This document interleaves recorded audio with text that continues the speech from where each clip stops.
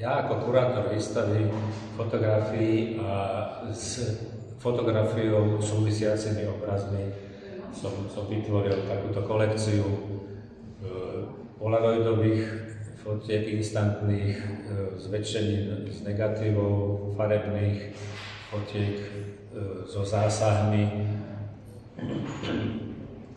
buď cudzích, alebo našich rodinných, alebo aj jeho fotiek nepodarených, do ktorých urobil zásahy a tým ich posunul do ďalšej roviny. Sú tu aj moje poligrafické výsledky mojej poligrafickej práce, kalendáre, ktoré si môžu návštevníci listovať s otcovými zásahmi, čiže jeho zásah mojej fotografie. Sú tu obrazy, ktoré boli namalované skôr ako fotografie, urobil, ktoré s tým obrazom súvisia, alebo naopak obrazy, ktoré sú namalované podľa fotografie, potom urobený zásah malierský.